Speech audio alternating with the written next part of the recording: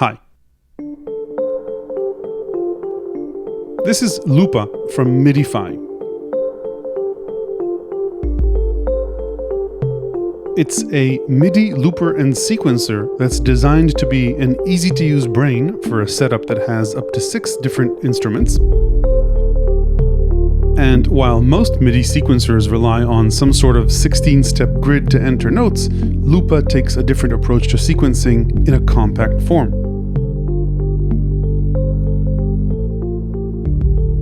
MIDI looping or sequencing gives you a few advantages compared to audio looping, for example, sending multiple sequences to the same instrument, or changing and evolving the timbre of an instrument after it's already been recorded, since what you've recorded is notes and not audio. In this video, we'll take a look at the pros and cons of Loopa compared to other sequencers. More of this jam at the end of this video. Let's get started.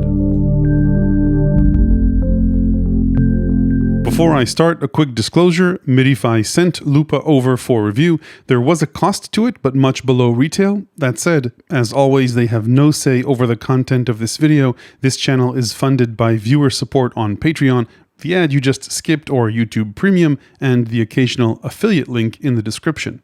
Okay, let's start with an overview of connectivity and this setup. Loopa is a MIDI looper and sequencer, meaning it doesn't loop audio and it doesn't make any sounds on its own, but rather it's designed to be a brain for a hardware or software synth setup. It connects to the outside world with 3 MIDI outputs and 2 MIDI inputs, and it has a 6th input and output called BLM, designed for a future matrix controller, but you can use a special adapter that's not included to use this port as both a 3rd MIDI input and a 4th MIDI output. While we're looking at the back, it also has a foot switch and gate inputs, each capable of accepting 2 foot switches or gate signals using a tip ring splitter. Loopa is powered by USB and can also sequence instruments over USB through up to 4 virtual USB ports. It also has an SD card slot up front to store and recall sequences. Before we dive in, let's look at how everything is set up here. I've got 4 instruments that can make sounds: Hydrasyth, the TR6S, an Organelle, and Yamaha's Reface CP. I don't have the splitter for the BLM port, so with only 3 outputs, I've got the CP, Hydra, and the 6S connected directly to Loopa, and then a MIDI through cable going out of Hydra into Organelle. I'm also using both inputs. Reface CP is plugged into input 1 with local off, so if I'm on a track that doesn't send notes anywhere, you won't hear anything, but if I choose a track that has a synth connected to it, for example, track 1 has the actual Reface connected to it. If I choose track 2, that's Hydrasyth, and track 3 is the Organelle. I also have the output of Hydrasyth connected back into input number 2 so that I can record knob movements onto Loopa. More on how CC sequencing works later on. So that's the setup. Let's take a look at how to actually use Loopa. Front and center is its OLED screen. If you see it flickering a little bit, it's an artifact of the camera shooting this video. It's pretty crisp and viewable from any angle. It's around 3 inches or 8 centimeters in diagonal, and it isn't a touch screen. Under the screen are 2 rows of mechanical keys, which, if I may say, are a joy to use, but they're not velocity or pressure sensitive. The row of keys on top is typically used for one of 2 things, either selecting tracks with a long press, so track 4, track 3, track 2, and so on, or selecting which menu item you're going to be controlling on the bottom of the screen, and then you can edit the parameter using the data encoder. All 4 encoders, by the way, are click encoders with detents, which is the way it's supposed to be when you're selecting menu items. The bottom row of buttons typically has a direct function as labeled below the buttons, except for the shift and menu buttons. When you press either of these, you're presented with another menu, and you press one of the other keys to access the item in that menu or to change the view. So for example, now we're in track view. If we wanted to go into clip view, we just click that. If we wanted to save or load a project, you'd go into disk mode and so on. And then the shift button works likewise to unmute tracks. There's also a handy help function. So let's say you don't know what the functions at the bottom of the track menu are. You just hit shift and help and you get an explanation of what those items are, which is very useful. Overall, like I mentioned, you've got 6 tracks. You can select them also by rotating this knob, going from track 1 through track 6. Each track contains a clip, and then you've got 6 scenes, 1 clip for each of the tracks in each of the scenes. So if you imagine an Ableton Live style grid, numbers 1 through 6 represent the different tracks, and then A through F represents the different scenes. You can swap clips from different scenes either on a per track basis, and that's if you're in scene swap track mode, and then if you hit the button once, you go to all, and then you can swap out entire scenes. This button gives you access to 2 live modes, either Transpose mode or Beat Loop mode. We'll get to these later on. So that's it for the overview. Before I dive in to look at more details, it's worthwhile mentioning that I didn't build this. Now, I didn't mention it when I reviewed all these other synths, but Loopa isn't a product you can just go into a retail store and buy. MIDIPHY, the company that makes this, doesn't work like most companies that make off-the-shelf products.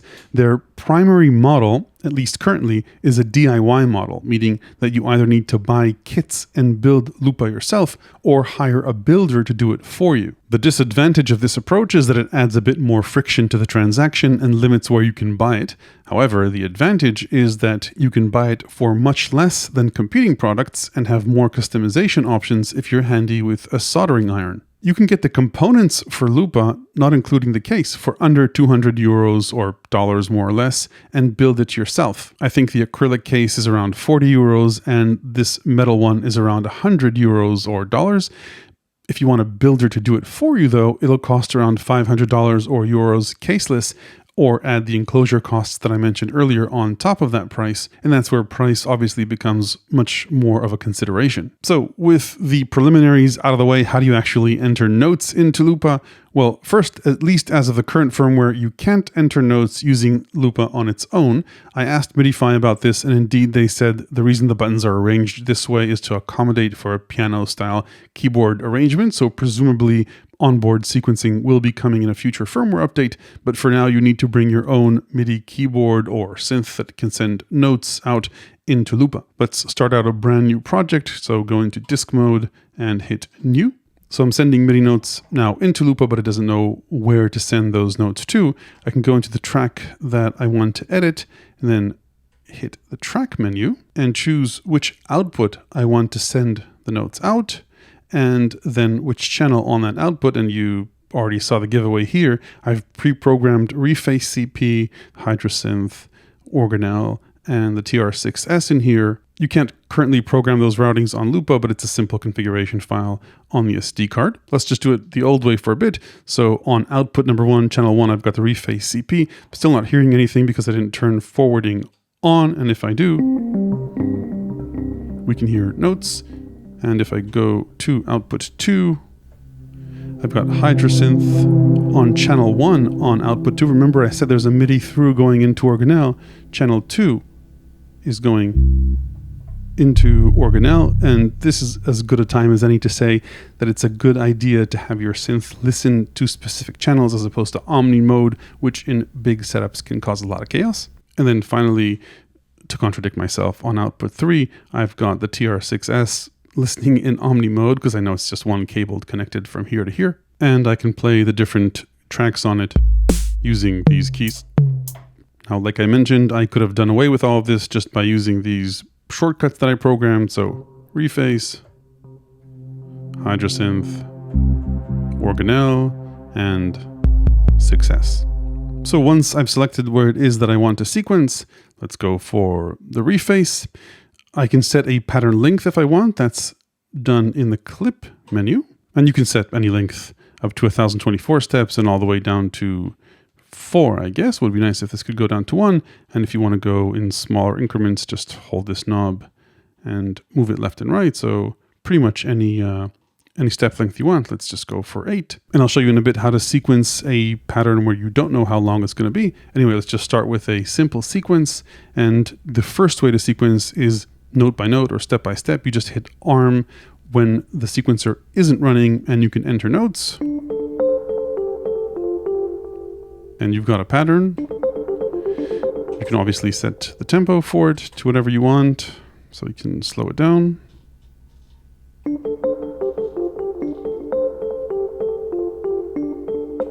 Let's delete this. We can also sequence chords if you wanted.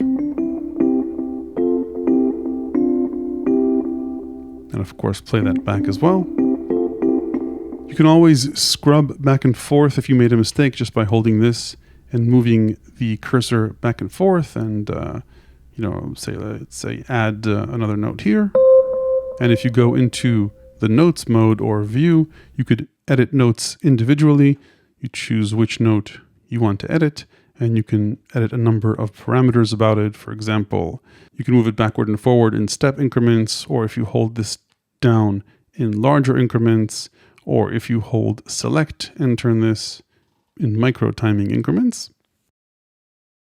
And you can also change other note parameters. So the note itself, velocity, length, and just delete individual notes if you want. Let's just delete this. If you want, you can also hold select and enter ties.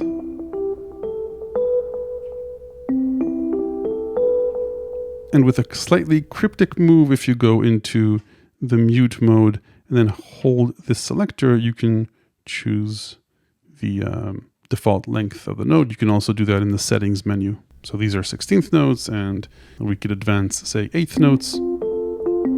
Obviously, it's a little hard to see on a sequence like this. We could always go into the clip and make it longer. What else? Let's delete this. You can also sequence drums. So if I go back into the track and then choose the TR6S. So if I unarm this, I can preview the different drums. Then if I'm ready to record, just hit arm and just sequence like that. And then hit play, and we can increase the tempo now. So you can easily sequence drums with this. It would be nice, by the way, if you sequence drums or any other area of notes which didn't span across the entire keyboard, that this was expanded maybe to thicker than just single pixel lines. But you could then go ahead into note mode and edit this just like you would, any other sequencer. You don't have the TR style buttons, obviously, but you can go note by note, delete notes, change them, add notes, and so on. The second way to sequence is just to live record. That's pretty simple. If the sequence is running and arm is armed, you can record notes. So that's straightforward as well, and this works obviously for melodic tracks as well. There's a handy undo function in case you made a mistake. Just hit shift and undo, and that note is gone. And you can also overdub if you have a foot switch connected in the back. You could set it so that holding the foot switch down will overwrite notes. If you like, by the way, you can also quantize notes. More on that when we talk about the LiveFX menu. Finally, the last way to sequence is what's called here auto looping. If you don't want to set a pattern length in advance, you don't know what your tempo is, you just want to play and loop like you would with an audio looper. It's pretty simple. Let's just go into the track menu and go back and choose the Reface in this example.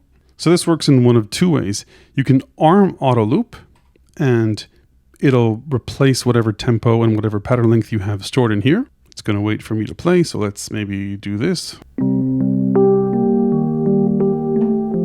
And when you're done, hit the arm button again and it will loop again.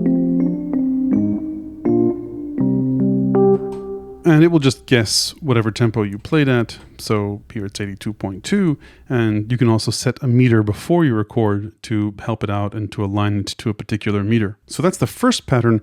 The subsequent patterns you record will align to that if the sequencer is already running. Let's maybe go for something simpler.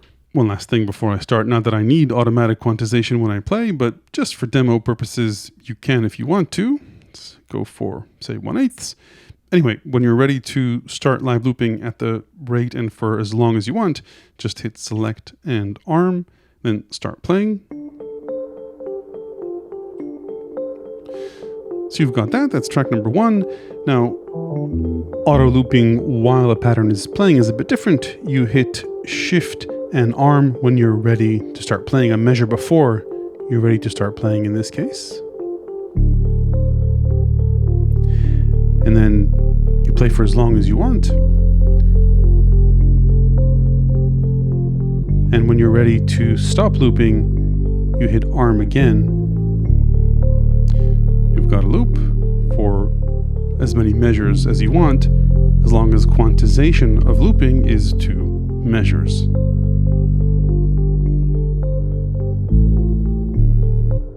So that's measure quantization for Autoloop, which is what I have it set to. If you go into the settings, you can also set a few other options.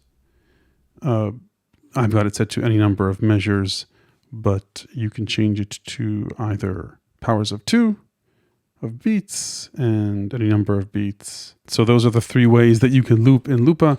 Let's take a look at CC automation. So you could record 1 lane of CC automation per track. Let's go into track 3 and set that to control Hydrasyth. And I want my clip length to be not 64 or 32, but 48.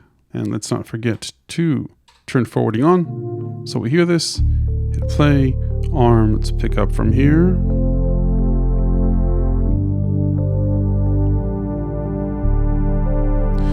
So we've got this.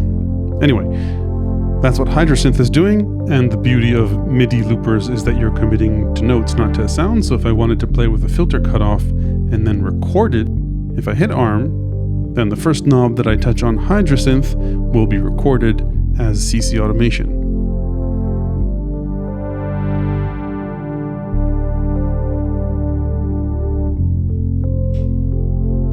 Now, like I mentioned, currently you only get 1 CC lane per track, and it doesn't support NRPNs, at least not as of this firmware. If I really wanted to control more than 1 parameter at a time, I could always use any empty tracks for additional CC lanes. You can always assign 2 tracks to the same instrument. Finally, aside from just turning knobs, you could also move around and edit values, either by setting a range. Let's just select everything, and then you can choose one of a few predetermined shapes. Let's say, random or scrambled or just sine, hit execute. There are a bunch of options here. They've got a great tutorial about this on their site, so I won't cover this any further in depth. Let's go back and load up the pattern that I just saved with the drum sequence and take a listen to the LiveFX. So menu and LiveFX. So had this not been perfectly sequenced, you could quantize it, and you can even go to extreme quantization if you want. There's a swing option, all the way to extreme swing, and let's undo that. Then you've got probabilities. Probabilities apply to the entire sequence. The lower the probability, the lower the chance that a note will play. And there's also a damp function, which you can also control with a pedal, by the way. So it goes all the way to 100% or no damping. So these are the MIDI effects that are available currently. I understand that they're planning to add a scale option here sometime in the future, which would be neat. Let's move on and talk about the different live modes. So you've got transpose mode and beat loop mode. Let's start with beat loop mode. That's pretty straightforward. There are a few algorithms. They don't say what does what, but it makes the cursor jump around, which can change your beat around depending on what you select. So you could use this for fills or for variations.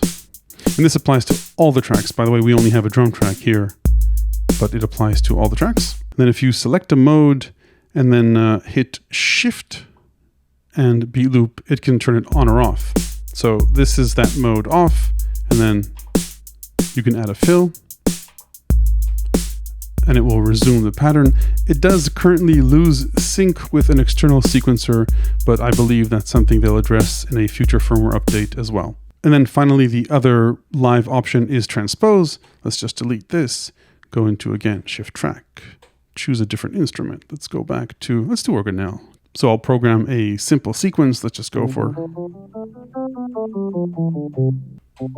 that's the sequence, and transpose just transposes it, either 5, 7, or 12 semitones up or down, and changes are quantized to the measure. And that goes down as well. You can't currently transpose any number of semitones you want, or just using an external or internal keyboard. It would be nice if they added that in the future. And this can be set to either apply or not to any one of the tracks, unlike the beat loop options. So if I, let's say, transpose this, but actually didn't want to transpose this track, I would just hit LTR off, and then transpose wouldn't apply to this. So you'd use this if you were sequencing drums or just wanted only certain tracks to transpose and others not to. So I think we covered pretty much all the main features of Loopa. There are a bunch of other features, and of course you can check out the manual. Loopa is polymetric, so you can set clips, like I mentioned earlier, to be, say, just 13 steps long if you wanted. And you can do this on a per clip basis, and the clips or the tracks will play against each other. Loopa doesn't support polyrhythmic tracks, so you can't have a track play twice as fast or half as fast or in triplet speeds compared to other tracks. But once you have a pattern set in, you can shrink or stretch it using the zoom function, essentially kind of like a polyrhythmic feature. By default, only 2x up or down, but if you press the data encoder, then you can get to other subdivisions, so you can experiment with that. Once you're done, you can freeze a track and it'll play at that rate. So not exactly polyrhythmic, but close to it. Loopa also has a MIDI router. If you just want to use it as a hub, just go into menu and route, and you can forward pretty much anything to anything. Don't forget there are 4 virtual USB ports, so you could use those as well if you want to control software instruments. There's also a handy MIDI monitor if you want to see everything going on.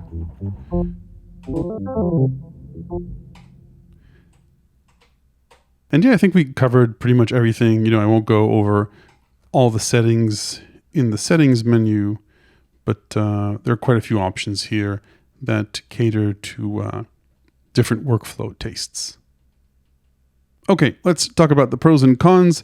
As you may know, I like to split those to hardware pros and cons because those aren't likely to change, and software or firmware wishlist features, which are things that may be improved in the future. On the hardware side, the overall build quality, the size, the mechanical buttons, the screen connectivity, and workflow are all excellent in my opinion. It was very easy for me to get going here and figure out what's where. You've got plenty of inputs and outputs, so it's easy to get up and running quickly with multiple synths, and the sequencing workflow is very simple in my opinion. The biggest negative on the hardware side, which is of course a positive if you're into DIY, is that Loopa is sold as a DIY kit. So if you can build it, I think $200 or euros for this without a case gives you flat out one of the best sequencers available in that price range. Even at 300 euros with a nice case, Loopa is still a dangerously competitive MIDI sequencer and looper in today's market. Now, the hardware con or problem is that if you want a finished unit, you don't want to build it yourself, that increases the price by around 200 to 300 euros. Now, to be clear, I'm not saying the builders don't deserve that amount. They probably deserve more, but at $500 or $600 or euros all in all, you're starting to get into the territory of groove boxes that can create their own sounds and have very powerful built-in sequencers. So that's the biggest thing on the hardware side. Other than that, it would have been nice to have a USB host port for MIDI controllers or synths that support it. If you need knobs to control parameters on other synths, you don't have that, like you do, say, on the Keystep Pro or the SQ64. And like I mentioned earlier, Loopa doesn't have a 16-step grid like every other sequencer on the planet, but that said, I think the scrubbing feature is pretty easy to navigate, so I didn't miss that at all here. So that's it for the hardware pros and cons. On the pros side for the firmware, I think they really nailed the user experience here. The menu and shift functions are quick and fast, and for the most part self-explanatory or easily explained using the help menu. It never feels like you're menu diving, and it does feel like all the features are just a simple tap away. On the cons for the firmware side, well, if I was fair, I wouldn't say any, because in the month or so that I've had this, they've issued firmware updates which pretty much addressed all the major shortcomings that I found in Loopa. To be clear, I never let companies influence the content of my videos, but I do send them questions to make sure that I didn't miss anything. And almost every time I did, a few days later, a firmware update came which addressed a concern or added a feature that I thought was missing. So not only were my top 3 wishlist features added, but probably my top 10. That said, I can't leave the firmware cons part of this video empty, so here are my new top 3 wishlist items. Number 1, like I mentioned earlier, I think it would be beneficial if they made the notes wider than just one line if you're not using many notes at a time, or if you're drum sequencing, just so these lines would be a bit bigger. Number 2, it would be nice to get more MIDI sequencing options, meaning more than just one CC lane per clip, NRPN support, and program change support for the clips as well. And number 3, just really deliver on what's already on the roadmap, namely sequencing using these keys if you don't have a keyboard around and just want to use a desktop module, and support for scales. And could I or you ask for more features? Of course, it's endless, but the bottom line, I think, is Loopa is a ton of fun if you're into DIY and sequencing more than one synth at a time. I would almost call the DIY version of Loopa a no-brainer addition to any setup. Obviously, as you add the enclosure and third-party build costs, the landscape becomes more competitive, and hopefully this review and others help you find what's right for you. And if you're interested in multi-synth setups, you'll definitely want to check out my ever-expanding book of electronic music ideas, tips, and tricks, with plenty of advice and tips on how to get all this going. Hit like if this was useful, ring the YouTube bell to make sure you don't miss the next one. Thanks for watching.